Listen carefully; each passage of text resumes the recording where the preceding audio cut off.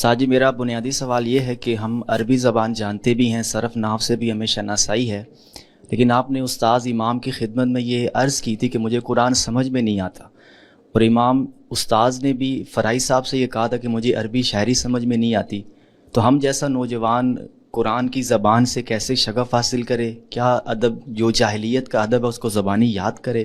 اس کو ذرا واضح کر دیں، بہت شکریہ۔ مجھے یاد پڑتا ہے کہ غالباً میں جب ملیشیا میں تھا تو ہندوستان سے طالب علموں کا ایک وفد مجھ سے ملنے کے لیے آیا تھا، مولانا ذکوان ندوی صاحب کی قیادت میں۔ اس میں بھی یہی سوال زیر بحث تھا۔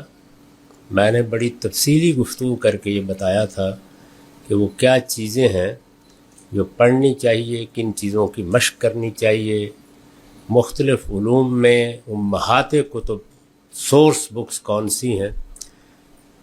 آپ کے پاس کبھی وقت ہو تو اس کو بھی ذرا سن لیجیے۔ پہلے مرحلے میں ایک زبان ایک شہر کی طرح ہے، وہ دروازہ تلاش کیجیے جس سے آپ داخل ہو سکیں۔ انسانی تجربات میں دو ہی طریقے ہیں، ایک یہ کہ ایسا ماحول پیدا کر دیا جائے جس میں براہ راست طریقے پر بچے جیسے زبان سیکھتے ہیں اسی طرح میں آپ بھی زبان سیکھیں۔ چھوٹی عمر میں یہ ممکن بھی ہے، اور آدمی کے پاس اتنا وقت بھی ہوتا ہے، 8-10 سال وہ ماحول میں بسر کر لے تو پھر اس کی ضرورت نہیں رہتی کہ صرف و نحو سے ابتدا کی جائے، قواعد یاد کیے جائیں، جیسے ہمارے ہاں درس نظامی میں ہوتا ہے، گردانے یاد کر کر کے اپنے سر کو بھی گرداں کر لیا جائے۔ اس میں پھر براہ راست طریقہ موزوں ہوتا ہے، لیکن بڑی عمر میں مشکل ہو جاتی ہے۔ اس میں قواعد کے ذریعے سے زبان میں داخل ہونا نسبتاً آسان ہوتا ہے۔ اس کی وجہ وہی ہے کہ وقت تھوڑا ہوتا ہے، اور زبان سیکھنے کی جو عمر اللہ نے مقرر کی ہے وہ تو ابتدائی عمر ہے، وہ بھی کافی حد تک گزر چکی ہوتی ہے۔ تو کوشش کیجئے کہ پہلے زبان میں آپ داخل ہو جائیں، زبان میں داخل ہو کر یہ جائزہ لیں کہ کیا آپ کا ادب کا ذوق ہے۔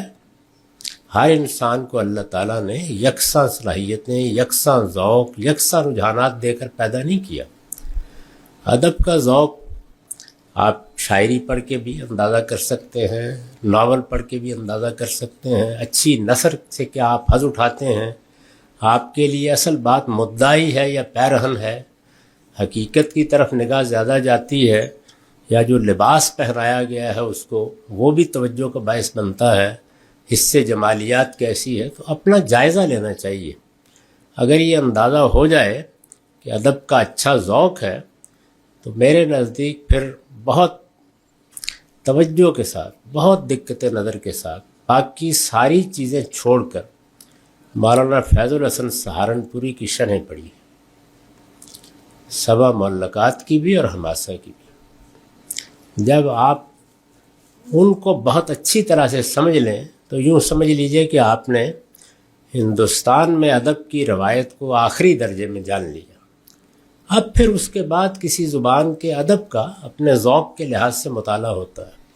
اب بہت کتابیں آ گئی ہیں، ایسی ہیں جن میں عرب قصے بیان ہوئے ہیں، شاعری کے بھی بہت سے مجموعے چھپ گئے ہیں، شاعروں کے دواوین بھی بہت سے شائع ہو گئے ہیں۔